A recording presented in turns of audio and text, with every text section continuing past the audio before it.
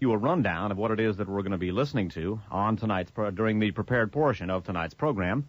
I'm going to begin by touching ever so briefly. I'm simply going to read the jacket notes to a very good new book, which I was given by a listener. A very generous listener sent me a copy of this book.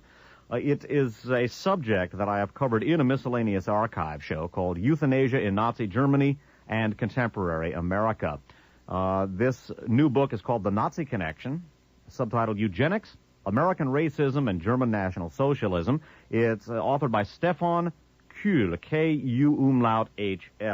It's published in hardcover by the Oxford University Press and copyrighted 1994. Once again, this book is called The Nazi Connection, Eugenics, American Racism, and German National Socialism. It's authored by Stefan Kuehl. It's an excellent book. I have not finished reading it. It has a wealth of very, very good information, and I strongly recommend that listeners who feel that Nazism and fascism are something alien to America get a hold of this and understand. It will give you a very good understanding of the international eugenics movement, the international euthanasia movement, and how many of the intellectual movements which gave rise to the Holocaust and the slaughter programs of Nazi Germany, in fact, had their very profound components in American intellectual life. The intellectual movements which gave rise to the Nazi extermination programs are not by any means alien to the United States. We're going to start off by touching ever so briefly on that book this evening. After that, we're going to turn to a column from the San Francisco Examiner that ran, I should say. It was not aired. It's going to air this evening. It was run this past Monday. I have for many years been warning about the coming of fascism to America, and in 1992 I did a massive archive show, which I personally consider to be my finest piece of work. It's called How the United States Lost the Second World War. This particular column talks about how Germany won the Second World War. It's headlined, Germans, the Uninvited Guests of D-Day, and it's subtitled, No One Wants to Admit That Germany Won World War II. Well, perhaps they should have said almost no one, because, in fact, I have said exactly that. And we're going to begin, we're actually not going to begin, but we're going to begin the reading portion of the prepared portion of tonight's program by reading this particular column by a European correspondent for Scripps Howard News Service. After that, we're going to take a look at an article that is dealing with the city of Kalingrad, which is still part of Russia. However, it was the former capital of East Prussia, and it is being targeted by the German intelligence service, the BND, as we have seen in the past, for incorporation into a greater Reich. There's an article from the New York Times this past Friday talking about Kalingrad and asking, is the city acquiring a German accent? Well, the answer is most definitely yes. Affirmative, it is. This New York Times story, characteristically, however, does not talk about the BND program to promote the emigration of Russians of German extraction to Kalingrad by way of eventually teasing it away from Russia and incorporating it into a greater German Reich.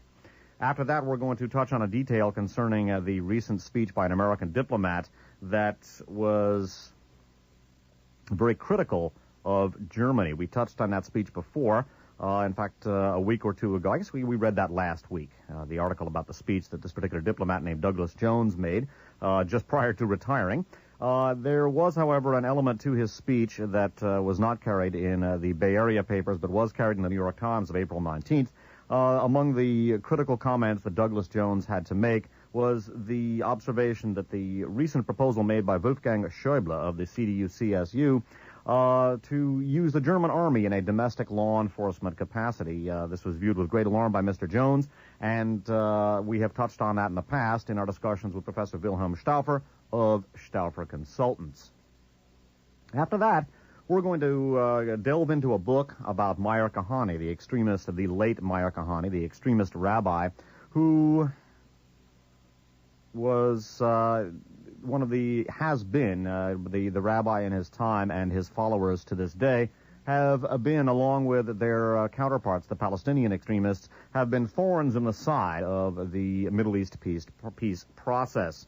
In the first part of a miscellaneous archive show entitled Strange Bedfellows, this done on March 6th of 1994, we went into the connections between elements of the Zionist movement and the fascist powers of Europe. We also delineated, once again, the profound connections between elements of various Middle Eastern nationalist groups, including Palestinian nationalists, with the fascist powers of Europe, as well as the collaborative pattern between black separatist movements such as the Marcus Garvey Organization and the Nation of Islam of first Elijah Muhammad and later Louis Farrakhan, and their extremist counterparts in the white supremacist movement, such as the Ku Klux Klan, the American Nazi Party of George Lincoln Rockwell, and the Aryan Nations. What we're going to be taking a look at this evening is, and what we're going to be doing is making a significant addendum to that miscellaneous archive show entitled False Prophet, not The False Prophet, that's the title of the book, entitled Strange Bedfellows. A listener Xeroxed off some long extracts from a recent book about Meyer Kahane. It's called The False Prophet. It's authored by Robert Friedman, who is the same individual who has authored the articles in the Village Voice about the U.S. intelligence connections of Sheikh Rahman, whose milieu is being fingered as the culprits in the World Trade Center bombing, as well as the July 4th plot to blow up landmarks and commuter tunnels and commit assassinations in New York City. In that miscellaneous archive show entitled Strange Bedfellows, I fingered Rabbi Kahane and his supporters as the successors, at least ideologically, to the Beit Harim and to the other fascist elements of the Zionist movement. The Zionist movement, like the Palestinian national movement, is by no means monolithic, and many of its elements had been affiliated in the past with fascism, and that the fascist connections of the more extreme elements of the Zionist movement have grown into, in effect, an extremist wing of the Zionist movement, which unfortunately held sway in Israel for a long time. Little did I know at the time that, in fact, Meyer Kahane and his followers are directly connected to the Beit Harim and the other fascist Zionists. In fact, Vladimir Jabotinsky, the head of the Beitar, was actually a guest at the Kahane home when Meyer Kahane was a young boy. Both Meyer Kahane and many of his reactionary associates then joined the Beit Harim, and we're going to take a look at the political resume of the late Rabbi Meyer Kahane this evening by way of adding to the Strange Bedfellows archive show begun on March 6th. First of all, we're going to take a look at the connecting links between the Kahane family and Vladimir Jabotinsky, the head of the Beit Harim, the head of the Beitar, a fascist element of the Zionist movement. The Beitar was actually an international organization. It collaborated with, among others, Mussolini. We're going to take a look at the Kahane-Jabotinsky connections to begin the broadcast this evening. After that, we're going to take a look at one of the primary influences on Meyer Kahane, namely a Syrian-American Jew named Joseph Churba, who not only became a functionary an operative for U.S. intelligence, but also became an advisor, a national security advisor to former President Ronald Reagan during the 1980 campaign. Churba was very close to, among others, Air Force intelligence, and it was Joseph Churba, a fellow member along with Meyer Kahane of the Beitar, who introduced Meyer Kahane to not only the ranks of the American far right, but also the ranks of the American intelligence community as well. What we're going to be looking at for much of the broadcast this evening are the operational connections between Meyer Kahane and his milieu and the American far right, some of these elements explicitly fascist, and the U.S. intelligence community. We're going to be taking a look at the connecting links between people like Kahane and Joseph Churba to Moon-sponsored organizations. That's the Reverend Sun Myung Moon, such as the Center for International Security, a powerful Washington think tank. We're going to take a look at the beginnings of Meyer Kahane's involvement with the U.S. intelligence community. He began working for U.S. intelligence, posing as a journalist. We're also going to take a look at a movement set up by Meyer Kahane and the aforementioned Joseph Churba called the July 4th Movement. This was an American intelligence front which was designed to generate support among American college students for the Vietnam War. Interestingly enough, some of the people involved with providing support to the July 4th movement were people like Jay Lovestone and Irving Brown, longtime CIA labor operatives, whose political resumes, go all the way back to the immediate post-World War II period, when those individuals were instrumental in channeling CIA money to organized crime elements in Italy and in France in order to combat the communist dock workers and communist elements in the labor movement. One of the unforeseen outgrowths of that relationship was the sanctity of the heroin refineries in those countries, which ultimately led to the formation of the very famous French connection, heroin connection, between Southern Europe and the United States. I. Irving Brown's son, Robert Brown, as well as a later luminary of the American far right named Roy Godson, heavily involved with, among other things, the Contra support effort, were among the running mates, the associates of Joseph Churba and Meyer Kahane in the July 4th movement. Again, a Vietnam-era U.S. intelligence front and designed to generate support for the Vietnam War. We're going to take a look at the development and the progress of the July 4th movement as the next element in our discussion of Meyer Kahane, tabbed by Robert Friedman as the false prophet. We're also going to take a look at another association of Meyer Kahane with the American far right in the intelligence community, namely Meyer Kahane's work or his testimony arranged for the House Un-American Activities Committee. The person who handled that was a fellow named Herbert Romerstein. And Romerstein also worked for the U.S. Information Agency in the 1980s and in that context was associated with the formation of the International Youth Year Commission, which the aforementioned Roy Godson later used as a conduit to help fund the Contras. We're also going to take a look at the use or at the activities of Meyer Kahane's Jewish Defense League against elements of the Black Power movement in the 1960s. Meyer Kahane's organization was used by the FBI, which, as accurately noted here by Robert Friedman, was expert at pitting extremist groups against one another. They were used as part of the COINTELPRO program against the Black Panthers, another extremist group which, like the JDL, I have no sympathies for. However, the breaches of constitutionality and combating elements like the Black Panther Party have left a legacy of lawlessness which haunts us to this day. So the participation of the JDL in the FBI's COINTELPRO program against the Black Panther Party will be the next item up in our discussion of Meyer Kahane.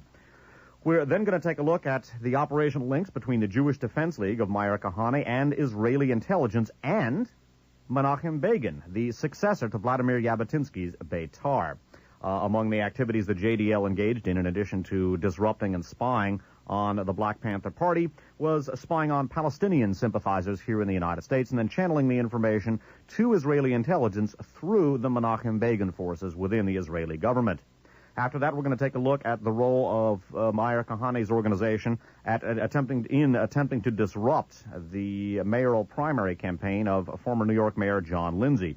John Lindsay ran as an independent Republican. Lindsay, despite his status as a Republican, was quite liberal and, in fact, had formed a very strong and effective multi-ethnic coalition in New York City. He was Lindsay was very sympathetic to the plight of minorities and people of color in New York City, and Menachem Begin's organization, Meyer Kahane's organization, was very active in attempting to disrupt and discredit John Lindsay's campaign.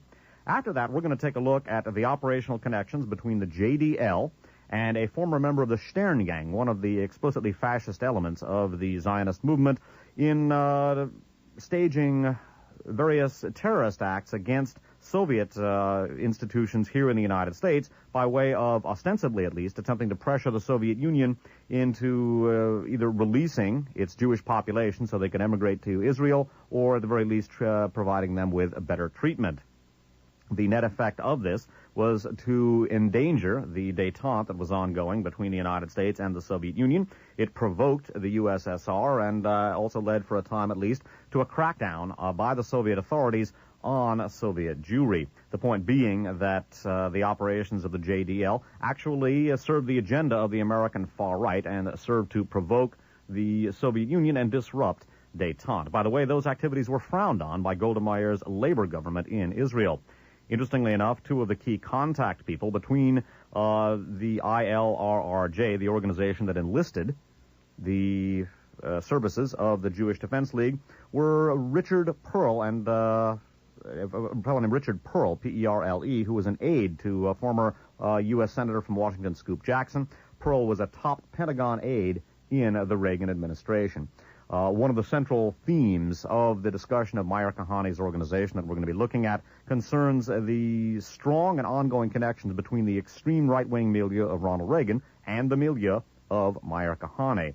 Interestingly enough, the Knesset member Geula Cohen that sort of requisitioned Meyer Kahane as a tool against the Soviet Union was, as I said, a former member of the Stern Gang, an ultra-militant element of the Zionist movement that advocated, at least for a time, a wartime alliance between Nazi Germany and the Zionist movement in order to drive the British out of Palestine. After taking a look at the activities of the JDL in putting pressure on the Soviet Union and endangering détente, we're going to take a look at the observations of a fellow named Barry Leiben, the head of the Beitar movement, the successor to Jabotinsky. Barry Leiben, or Lieben, I'm not sure how it's pronounced, L-E-I-B-E-N, said in no uncertain terms that Meyer Kahane was the new Vladimir Jabotinsky, the new head of the fascist element of the Zionist movement. After that, we're going to take a look at some really strange bedfellows. We're going to take a look at the alliance in the early 1970s between the Jewish Defense League of Meyer Kahane and the Italian-American Civil Rights League. That was headed up by New York mob boss Joseph Colombo Sr., and in fact, those two organizations formed a very powerful working relationship in the early 1970s. We're going to look at, among other things, the comparison by defenders of the JDL-IACRL alliance of that particular alliance to, surprise, surprise, Vladimir Jabotinsky's alliance with Benito Mussolini, the fascist dictator of Europe. And we're going to close our examination of Meyer Kahane by examining the flight of the Kahane organization to Israel under pressure. Of course, the Kahane organization took root in Israel, and it was a follower of Meyer Kahane, the late Baruch Goldstein, who massacred a number of Muslim worshippers at the Cave of the Patriarchs, or the Mosque of the Patriarchs, imitating the style and methodology of Otto Skorzeny, the Hitler commando chief, who in many ways was the methodological and also operational godfather of international terrorism. The methodology employed by Baruch Goldstein, again, a member of the Kahane organization, or the Kahane allied forces in Israel, was identical to the terrorist methodology that has been utilized by the more extreme elements of the Palestinian national movement, themselves directly and inextricably linked with the fascist powers of Europe. That is why I have termed this particular archive show Strange Bedfellows, and we will be making a major addition to that this evening as we take a look at not only the Kahane organization as the political successor to the Beitar and the Stern Gang, but we will take a look at the strong operational links between the Kahane organization and the successor elements to the Stern Gang and the Beitar, as well as the profound operational links between elements of the American far right associated with the Reagan administration and the JDL, and also the strong connections, historical and operational, between U.S. intelligence and Meyer Kahane and his organization. That, in a nutshell, is what we have on tap for this evening. We're going to take a musical break, and when we come back, we're going to be delving into the main body of the prepared portion of One Step Beyond Music, and then the main body of the prepared portion. It's time now for the main body of the prepared portion of tonight's program, and I'm going to begin by touching on a book which is itself on the same subject as a very important miscellaneous archive show entitled Euthanasia and Birth Control in Contemporary America, it's just Euthanasia in Contemporary America and Nazi Germany. That was done in March of 1988. It details the very profound connections between the international mental hygiene movement, the international eugenics movement, and the international euthanasia movement. The euthanasia program in Germany gave rise to the Tiergartenstrasse 4 program, which led directly to the Nazi extermination programs against Jews, gays, and others. That's a very important archive show, and one of the central elements of that archive show is the profound connections between American intellectuals, American scientific and intellectual thinkers, and their counterparts in Germany who were the intellectual advocates of, and intellectual godfathers, so to speak, of the Nazi extermination programs. There's a very important new book which was given to me by a listener on that very subject, and I strongly recommend that listeners get a hold of it. The book is called The Nazi Connection. It's subtitled Eugenics, American Racism, and German National Socialism. It's authored by Stefan Kuhl, K-U-H-L. It's published in hardcover by the Oxford University Press, copyrighted 1994. And I'm going to read the notes on the jacket liner here by way of giving people a thumbnail synopsis of this particular book. When Hitler published Mein Kampf in 1924, he held up a foreign law as a model for his program of racial purification, the U.S. Immigration Restriction Act, which prohibited the immigration of those with hereditary illnesses and entire ethnic groups. When the Nazis took power in 1933, they installed a program of eugenics, the attempted, quote, improvement, unquote, of the population through forced sterilization and marriage controls that consciously drew on the U.S. example. By then, many American states had long had compulsory sterilization laws for, quote, defectives, unquote, upheld by the Supreme Court in 1927. Small wonder that the Nazi laws led one eugenics activist in Virginia to complain, quote, the Germans are beating us at our own game, unquote. In The Nazi Connection, Stefan Kuhl uncovers the ties between the American eugenics movement and the Nazi program of racial hygiene, showing that many American scientists actively supported Hitler's policies. After introducing us to the recently resurgent problem of scientific racism, Kuhl carefully recounts the history of the eugenics movement both in the United States and internationally, demonstrating how widely the idea of sterilization as a genetic control had become accepted by the early 20th century. From the first, American eugenicists led the way with radical ideas. Their influence led to sterilization laws in dozens of states, laws which were studied carefully by the German racial hygienists. With the rise of Hitler, the Germans enacted compulsory sterilization laws, partly based on the U.S. experience, and American eugenicists took pride in their influence on Nazi policies. Kuhl recreates astonishing scenes of American eugenicists traveling to Germany to study the new laws, publishing scholarly articles lionizing the Nazi eugenics program, and proudly comparing personal notes from Hitler thanking them for their books. Even after the outbreak of war, he writes, the American eugenicists frowned upon Hitler's totalitarian government, but not his sterilization laws. By 1945, when the murderous nature of the Nazi government was made perfectly clear, the American eugenicists sought to downplay the close connections between themselves and the Nazi program. Some of them, in fact, had sought to distance themselves from Hitler even before the war. But Stefan Kuhl's deeply documented book provides a devastating indictment of the influence and aid provided by American scientists for the most comprehensive attempt to enforce racial purity in world history.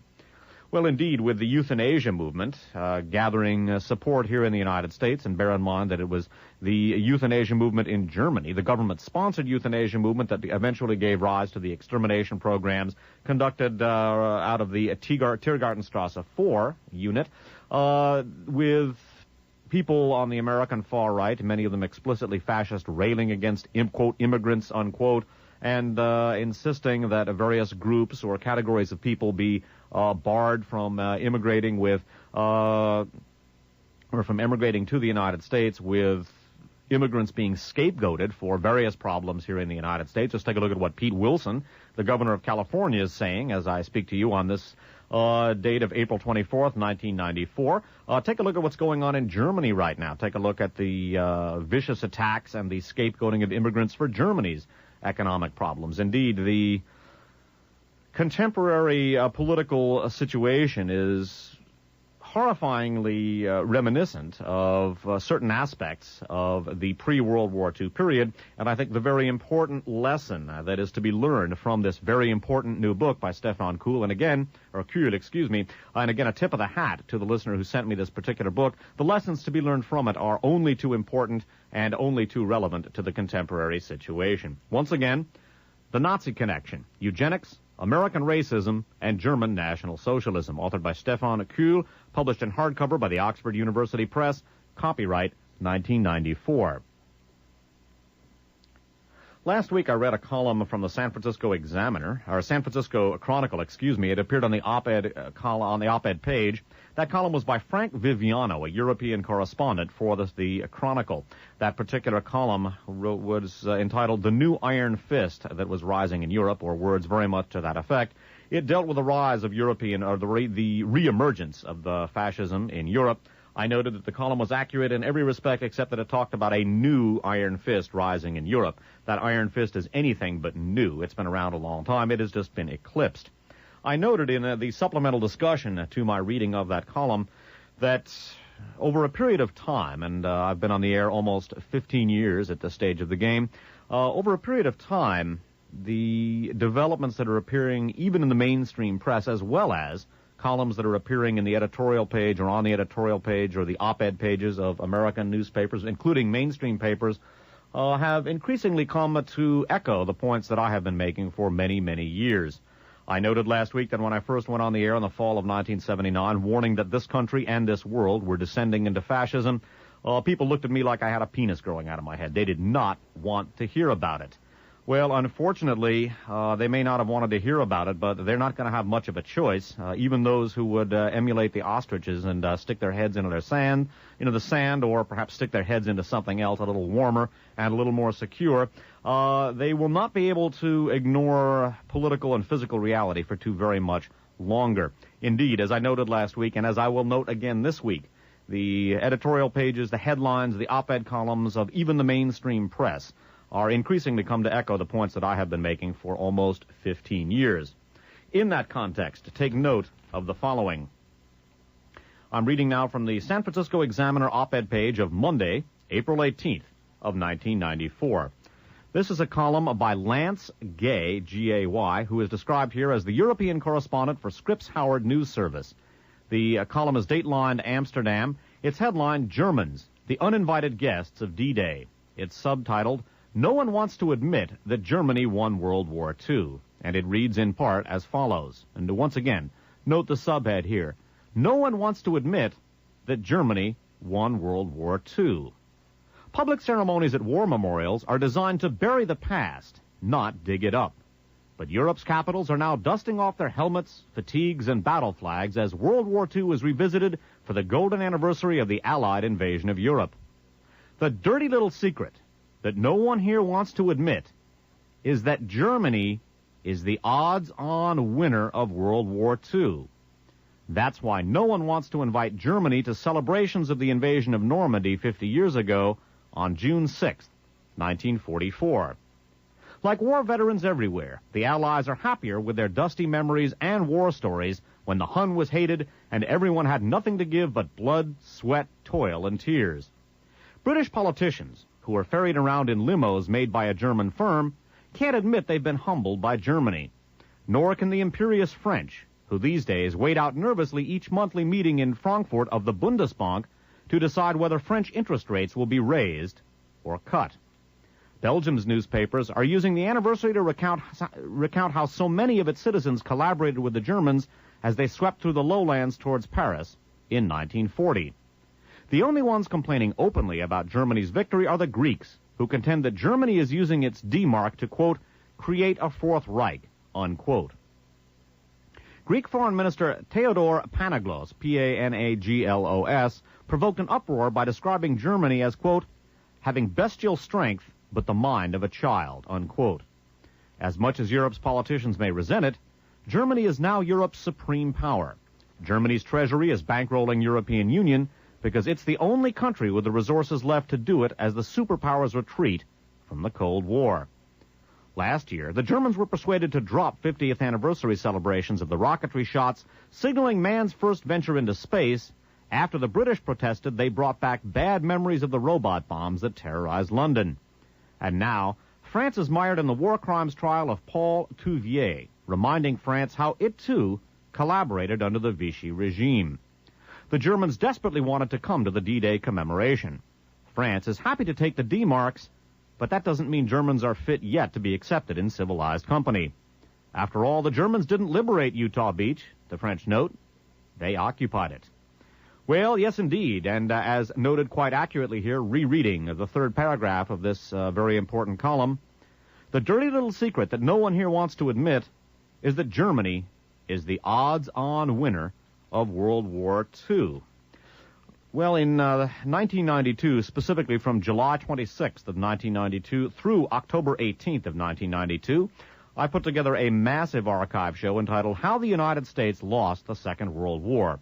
I consider that, frankly, to be my finest piece of work, and I think it merits serious consideration as the definitive political document of this century, at the risk of seeming a trifle conceited, and I apologize to those of you who feel that way. The fact of the matter is, however, that the United States did lose World War II, and Germany did win it. And as I stated, in Radio Free America 37, I am in no way speaking figuratively.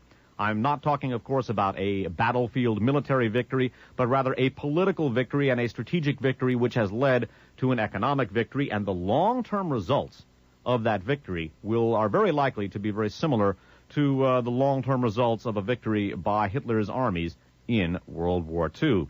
Indeed, as noted in this column, as noted in the very important Stefan Kuhl book, The Nazi Connection, and as noted in numerous archive shows, including the archive shows that will be coming up on Memorial Day weekend, May 29th, fascism is not something foreign to Germany. Fascism, on the contrary, is something that has taken roots for decades now in many countries, including the United States. And the fascist elements of many of the countries that were either conquered by the Germans in World War II or, like the United States, conquered by the Germans after World War II, were conquered by virtue of the collaboration of the fascist elements in those countries with the fascism of Germany.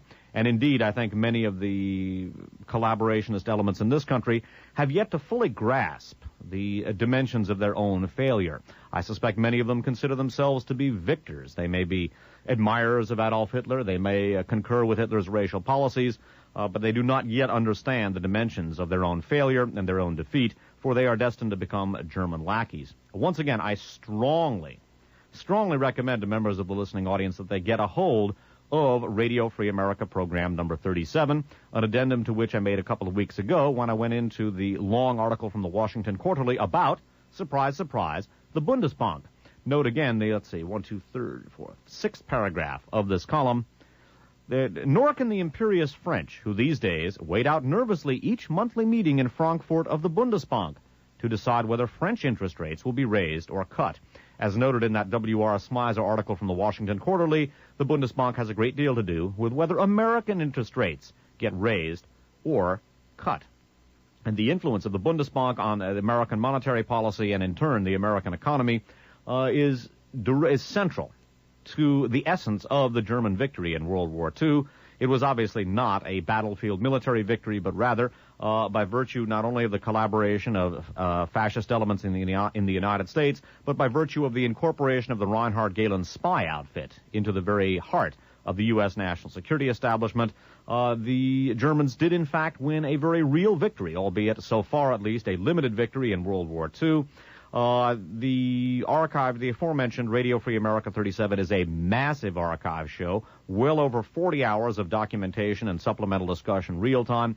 I strongly recommend that members of the listening audience get a hold of that archive show. This particular column will be entered into the archives as a supplement to Radio Free America 37. This again from the San Francisco Examiner of Monday, April 18th, 1994. Germans, the uninvited guests of D-Day, by Lance Gay, European correspondent for Scripps Howard News Services, subtitled, No One Wants to Admit That Germany Won World War II. Germany won World War II, huh? Huh. Imagine that. Ain't that a bitch?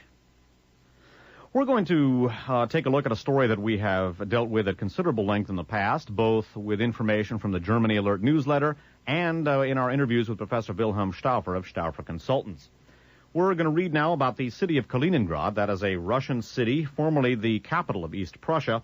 It has been the object of German covert operations, specifically activity by the BND, the German intelligence service, the successor to the aforementioned Reinhard Gehlen spy outfit, the Nazi Eastern Front spy outfit, which jumped to the CIA and became its Department of Russian and Eastern European Affairs at the end of World War II.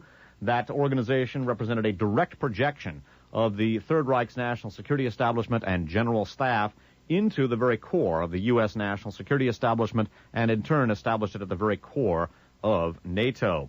In the past, again, in the Germany Alert newsletter and also in our discussions with Wilhelm Stauffer, we have dealt with the activity on behalf of BND, activity on the part, I should say, of BND on behalf of Vladimir Zhirinovsky's Russian fascist movement in, obviously, Russia. Zhirinovsky has been, and his supporters have been quite willing to turn Kalingrad over to the Germans, and the BND and their associated elements in turn have been very active in promoting the cause of German nationalism in Kalingrad. And many Russians of German extraction have been moving to Kalingrad, thus adding to the impetus to have Kalingrad eventually become part of Germany as part of a new Drang nach Osten, or drive to the east. That was one of the central features of Adolf Hitler's foreign policy. It is one of the central features of a current German policy, so far at least, the only difference being that instead of Mark IVs and Mark V tanks leading the spearhead, now it is the D-Marks that are leading the spearhead. Perhaps that will change. Who knows? Reading now from the New York Times of Friday, April 22nd of 1994. This is an article by Celestine Bohlen, B-O-H-L-E-N. It's datelined Kaliningrad, Russia. Its headline is City Acquiring a German Accent? ? Subtitled Kaliningrad Journal. It reads in part as follows. For half a century, Kaliningrad had no past. It was captured by the Red Army in 1945 and held as war booty. Oh, there's a slight misprint here. Let me begin this again. For half a century, Kaliningrad had no past. It was captured by the Red Army in 1945 and held as war booty. The city's 700-year history as Königsberg, the capital of East Prussia, was never even mentioned in the great Soviet encyclopedia. Even manhole covers bearing the emblem of the ruined German city were removed. This ruthless self-denial still haunts Kaliningrad, now an isolated outpost of a shrunken Russia. Perched on the Baltic coast, just a few hours' train ride from the Polish port of Gdansk, Kaliningrad, a region with a population of 900,000, finds itself separated from the rest of the Russian Federation by more than 600 miles and two independent countries, Lithuania and Belarus. Its population is overwhelmingly Russian, and yet its German origins, now openly acknowledged once again, have added uncertainty about its future. No matter how much local officials deny it, the possibility that Kaliningrad may again become German lingers like an old sore. Quote, there is no Germanization of Kaliningrad. It has not happened, it is not happening, and it will not happen, unquote, said Vitaly Shipov, S-H-I-P-O-V, the mayor. Quote, it is a made-up issue, unquote.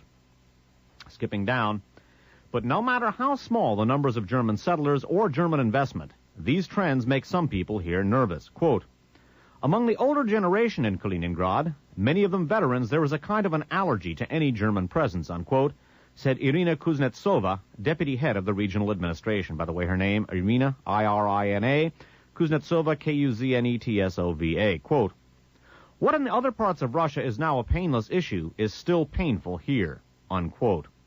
The rise of Russian nationalism, which gave Vladimir V. Zhirinovsky his strong showing in the Russian elections in December, has made all these questions even more delicate. Quote, the local government has to be careful not to chase voters over to Zhirinovsky, unquote, Mr. Neufeld said. That's N-E-U-F-E-L-D-T.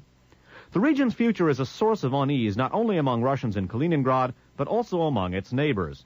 Since the collapse of the Soviet Union, Russia's military presence here has increased to an estimated 200,000 troops. Quote, this is a region that cannot stand on its own, unquote, Mr. Neufeld said, again quoting, right now, the Russians want to make it like an aircraft carrier, while its neighbors have to make sure not only that there is no military threat from here, but also that the Russians are not living in fear.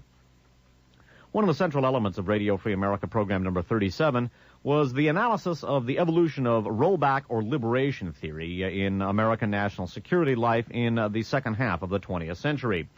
Rollback or liberation theory began as a German political warfare and covert action strategy formulated by Alfred Rosenberg's Ostministerium in the Third Reich with the incorporation of the Reinhard Gehlen spy organization into the United States and the propagandizing of rollback or liberation theory in the United States as a result of the Crusade for Freedom. That was a CIA domestic media campaign, also as a result of the incorporation of Gehlen alumni into the United States as spokespersons for rollback or liberation theory. Rollback or liberation theory eventually became a dominant element of American political and national security thinking as well. It saw its serious birth in the United States as a result of the Crusade for Freedom in 1952. It saw its strategic triumph in American power politics as a result of the assassination of President Kennedy in 1963. It saw its ultimate culmination and international fulfillment in the 1980s and 1990s under the administrations of Ronald Reagan and George Bush. Indeed, the Reagan and Bush administrations represented the culmination of the principles or the actualization and culmination of the principles and stratagems that were formulated in NSC 68.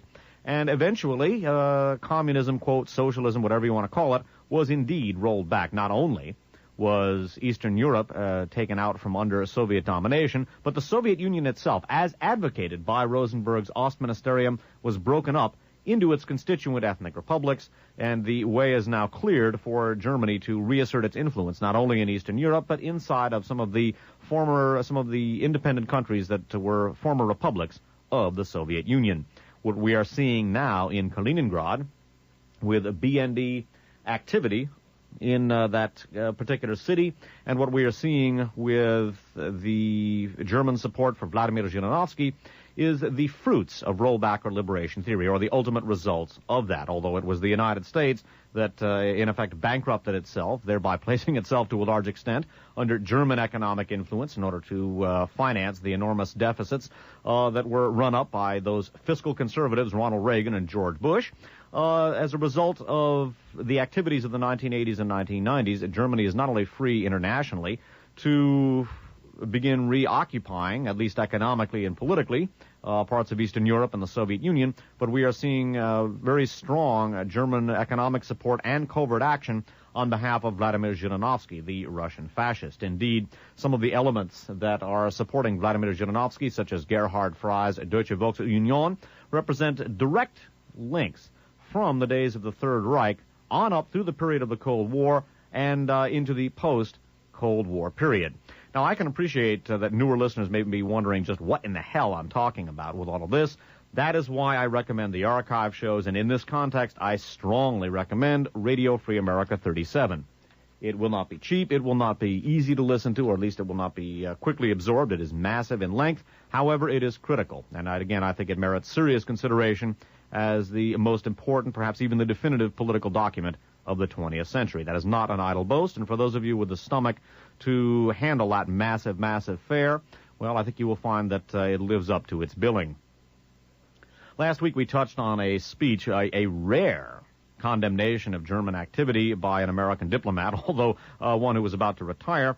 That diplomat was a fellow named Douglas H. Jones, and there was an element in Douglas Jones' indictment of Germany that was not carried in the Bay Area papers. I read an article from the San Francisco Chronicle, also cited an article from the San Francisco Examiner. Oh, by the way, that last article was from the New York Times of Friday, April 22nd of 1994. This article is also from the New York Times. However, it's from the New York Times of April 19th of 1994. This article is datelined Berlin, April 18th. It's by Stephen Kinzer, Kinzer, of the New York Times. Its headline, U.S. Diplomat's Speech on Extremism in Germany Sets Off Storm. It reads in part as follows. An unusually frank speech by a senior American diplomat about right-wing extremism in Germany has stirred a tempest here. The diplomat, Douglas H. Jones, who heads the American diplomatic mission in Berlin, told an audience last week that many foreigners believe that Germany, quote, lacks the will to confront its extremism problem pragmatically, unquote. Again quoting, it is not reassuring, for example, that more progress is not being made toward guaranteed civil rights for foreigners in Germany, unquote, he said, skipping down. Mr. Jones also criticized a recent proposal made by Wolfgang Schäuble, the parliamentary leader of Mr. Kohl's Christian Democratic Union, that the German army be used to maintain civil order in the country. Quote, I can think of nothing that would bring to mind worse associations or that would give more of an impression of a state in crisis than this blurring of the distinction between internal and external security, unquote, he said. In our discussions with Professor Wilhelm Stauffer, we went into the constitutional changes being effected in Germany, including the proposal to permit the army to enforce domestic security. That also was alluded to by the diplomat, the aforementioned Douglas Jones. This was not carried in the Bay Area papers. I would also note the following article following that, a misleading article indeed. This article is datelined Bonn, April 18th. It's headlined, Attacks Drop Slightly. Right-wing attacks of violence in Germany dropped slightly last year compared with 1992, according to a report by the German government. Well, we have seen, again, in the discussions with Professor Wilhelm Stauffer, that, in fact, right-wing attacks have not dropped, rather due to the complicity of the police and the judicial authorities in Germany, and also to the government itself. The figures have been fudged. Crimes which were explicitly hate crimes have been classified as other than hate crimes or other than Nazi crimes by the judicial authorities and the police. And beyond that, the government itself stopped tabulating the number of attacks at the end of June of 1993. So, of course, the attacks dropped slightly. The number of months in the year dropped by 50%, according to the German calculations. And it is very disturbing that we are not seeing reportage about that. And indeed, the critical importance of the interviews with Wilhelm Stauffer are highlighted by that particular piece of disinformation.